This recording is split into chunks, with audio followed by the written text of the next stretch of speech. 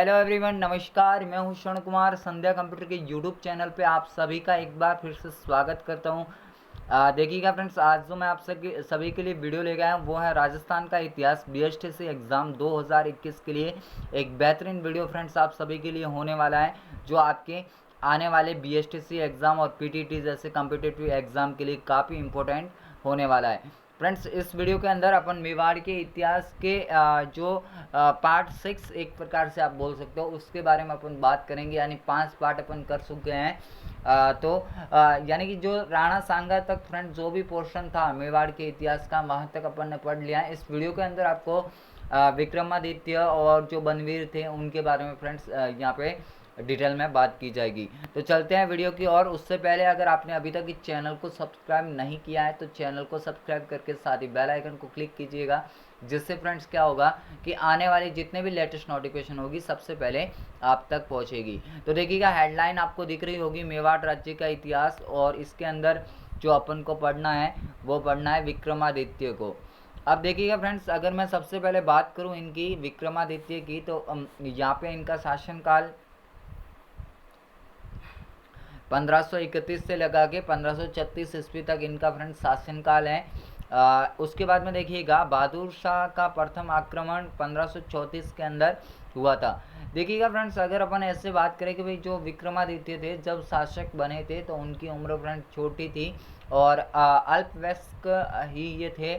और इनकी जो माता हैं कर्मावती या कर्णावती आप बोल सकते हो, वो इनकी फ्रेंड्स क्या थी, संरक्षिका थी। तो यहाँ से थोड़ा बहुत पता रखना कि भाई प्रारंभिक समय में इनकी जो संरक्षिका थी वो कौन थी, कर्मावती थी।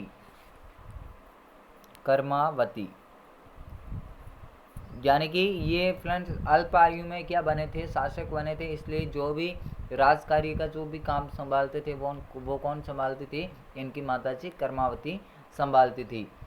तो देखिएगा कि इनके समय में क्या हुआ कि बहादुर शाह जफर यानी बहादुर शाह का प्रथम आक्रमण हुआ था। फ्रेंड्स, बहादुर शाह का आक्रमण हुआ था जो कि 1534 के अंदर हुआ था। तो यहाँ से फ्रेंड्स ये कम से कम याद रखना कि भाई 1534 के अंदर जो आक्रमण किया वो किसने किया है, बहादुर शाह जफर ने किया है। उसके बाद में यहाँ पे लिखा है कि गुजरात के बहादुर शाह ने रूमी खां के नेतृत्व में, यहाँ पे देखिएगा, गुजरात के बहादुर शाह ने रूमी खां के नेतृत्व में चित्तौड़ को घेर लिया और राजमाता कर्मावती या कर्णावती ने रणथंबोर को जागीर देके उसे वापस भेज दिया था। यानी कि फ्रेंड्स क्या हुआ था कि उस टाइम में जब गुजरात के बहादुर शाह ने जो अपनी सेनाएं रूमी खां के नेतृत्व में जब भेजी थी तो उन्होंने एक प्रकार से चित्तौड़ को घेर दिया था। तो जो राजमाता थी कर्मावती, उन्होंने फ्रेंड्स क्या किया था कि उनको रणथंबोर की जागीर देके वहाँ से वापस भेज दिया था। उसके बाद में देखिएगा कि जब बहादुर शाह का जब दूसरा आक्रमण होता है तो उस टाइम में फ्रेंड्स क्या होता है, चित्तौड़ के अंदर फिर दूसरा शाखा होता है। यानी कि पहला तो अपन पढ़ चुके हैं 15 जो अपना था 1303 के अंदर फ्रेंड्स था पहला, और उसके बाद में ये दूसरा जो शाखा है चित्तौड़ के अंदर वो 1535 के अंदर फ्रेंड्स आप सभी लोग यहाँ से याद रखिएगा कि 1535 के अंदर जो हुआ है वो अब एक प्रकार से 34-35 फ्रेंड्स बोल सकते हो। मोस्टली आप 34 याद रखो तो अच्छी बात है, बाकी 34-35 के अंदर ये हुआ है। यानी कि एक्चुअल डेट तो फ्रेंड्स नहीं है, बट आप यहाँ से कम इतना याद रख सकते हो कि भाई जो द्वितीय जब ये सेकंड आक्रमण हुआ है उस टाइम में ये हुआ है, तो 34-35 आप बोल सकते हो। उसके बाद में यहाँ पे लिखा है कि बहादुर शाह ने दोबारा चित्तौड़ को घेर लिया था। यानी कि जब वापस आक्रमण के लिए आए तो चित्तौड़ को घेर लिया था। कर्मावती ने हुमायूं को राखी भेजी थी। फ्रेंड्स, उस टाइम में क्या हुआ था कि जो कर्मावती थी उन्होंने हुमायूं को राखी भेजी थी। हुमायूं सारंगपुर उत्तर प्रदेश में रुक गया। तो देखिएगा फ्रेंड्स, उस टाइम में क्या हुआ कि भाई जो जब युद्ध के लिए आ रहे थे, यानी जैसे इनको राखी भेजी हुमायूं को तो ये हुमायूं आ रहे थे। तो यानी कि जब बहादुर शाह इनसे मिले फ्रेंड्स, उन्होंने बोला कि भाई आप एक मुस्लिम के विपक्ष में आ रहे हो, यानी कि आप एक मुस्लिम को छोड़ के फ्रेंड्स किसी हिंदू की सहायता करने के लिए जा रहे हो। तो इस प्रकार से इस युद्ध को उन्होंने जिहाद बोला था। यानी ये युद्ध फ्रेंड्स मेरे लिए जिहाद है और आप मुस्लिम होके भी जिहाद के बीच में आ रहे हो, इस प्रकार से उन्होंने बोला था। इस कारण हुमायूं जो हैं वो सारंगपुर उत्तर प्रदेश के अंदर ही रुक गया था। उसके बाद में देखिएगा जो नेक्स्ट यहाँ पे लाइन लिखी है कि कर्मावती ने विक्रमादित्य व उदय सिंह को ननिहाल यानी कि बूंदी, उनका ननिहाल कहाँ पे था, बूंदी, तो फ्रेंड्स वहाँ पे इनको भेज दिया था। लेकिन देखिएगा कि देवलिया प्रतापगढ़ के जो बाघ सिंह थे, बाघ सिंह के नेतृत्व में फ्रेंड्स केसरिया हुआ था और कर्मावती के नेतृत्व में 13,000 रानियों ने फ्रेंड्स क्या किया था उस टाइम में, जौहर किया था। इस प्रकार जो चित्तौड़ का जो द्वितीय शाखा है फ्रेंड्स संपन्न होता है, यानी कि जो केसरिया हुआ है वो प्रतापगढ़ के बाघ सिंह के नेतृत्व में हुआ है, जबकि जो जौहर हुआ है वो कर्मावती के नेतृत्व में हुआ है। अब देखिएगा यहाँ से जो सेकंड यहाँ से बात याद रखनी है वो ये रखनी है कि चित्तौड़ का ये दूसरा शाखा है वह सबसे बड़ा पूर्ण शाखा है जो हुआ है। उसके बाद में देखिएगा कि यहाँ पे जो नेक्स्ट लाइन लिखी है, पृथ्वीराज के दासी पुत्र बनवीर ने विक्रमादित्य को मारकर चित्तौड़ पर अधिकार कर लिया था। उदय सिंह को पन्नाराय ने अपने पुत्र चंदन की बलिदान देकर उदय सिंह को देवलिया, उसके बाद में डूंगरपुर, फिर आशा शाह की देखरेख में कुंभलगढ़ में रखा था। यानी कि फ्रेंड्स उस टाइम में क्या हुआ कि एक जो दासी पुत्र था फ्रेंड्स उसका जो बनवीर, यानी कि ये किसका दासी पुत्र था, पृथ्वीराज का। तो ये जो पृथ्वीराज के फ्रेंड्स जो दासी पुत्र थे एक प्रकार से चित्तौड़ पे अपना अधिकार करना चाहते थे। तो जब विक्रमादित्य को फ्रेंड्स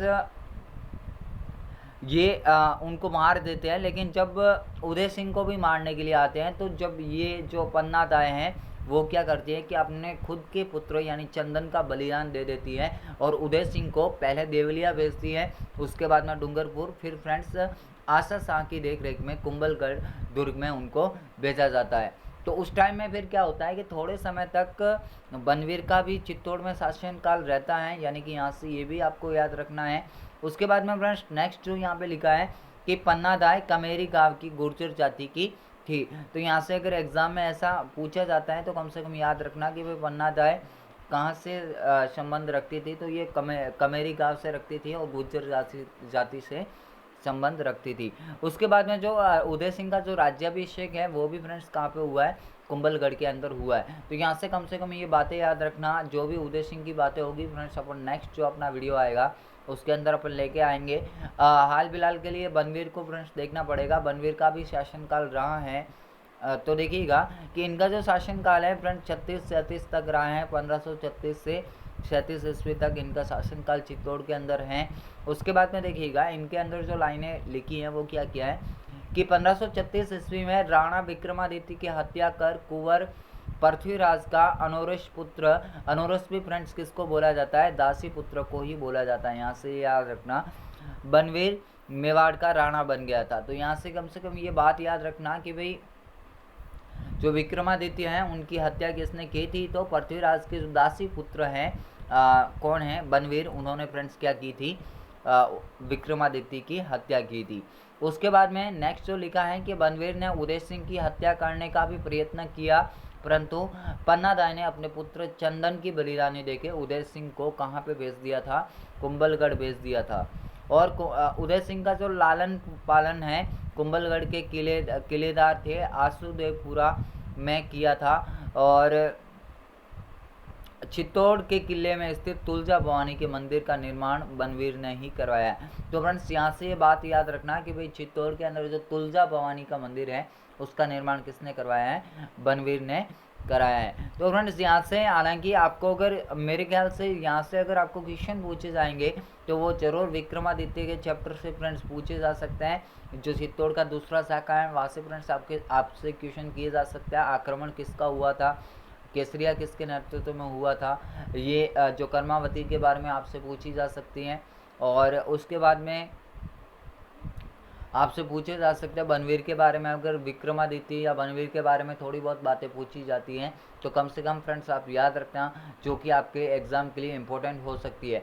अपना जो नेक्स्ट वीडियो आएगा उसके अंदर अपन उदय सिंह को पढ़ेंगे, यानी कि उदय सिंह भी एक प्रकार से फ्रेंड्स अच्छे शासक थे।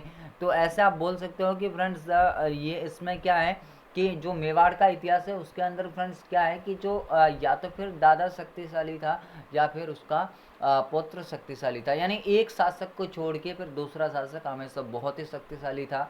तो देखिएगा कि इससे आगे फ्रेंड्स अपन उदय सिंह को पढ़ेंगे तो उदय सिंह हालांकि ठीक ठाक थे, लेकिन उदय सिंह को जो पुत्र थे महाराणा प्रताप फ्रेंड्स बहुत ही अच्छे शासक थे। तो वहाँ से फ्रेंड्स मुगलों के सामने उन्होंने कभी अपना सर नहीं झुकाया। तो वो काफ़ी इंटरेस्टिंग टॉपिक होगा आप सभी के लिए। और वहाँ से फ्रेंड्स एग्जाम में क्वेश्चन भी बहुत सारे पुटअप होते हैं। तो आपके लिए ये जो भी वीडियो लेके आ रहा हूँ फ्रेंड्स, आप सभी के लिए बहुत ही इंपॉर्टेंट होने वाले हैं। इसीलिए इस वीडियो को अभी तक लाइक नहीं किया है तो लाइक कीजिएगा, चैनल पे अगर नए हैं तो चैनल को सब्सक्राइब करके बेल आइकन को क्लिक कीजिएगा, जिससे फ्रेंड्स क्या होगा कि आने वाली जितने भी लेटेस्ट नोटिफिकेशन होगी सबसे पहले आप तक पहुंचेगी। तो आज के लिए फ्रेंड्स इतना ही, मिलेंगे कल एक नए वीडियो के साथ। तब तक के लिए जय हिंद, वंदे मातरम, जय भारत।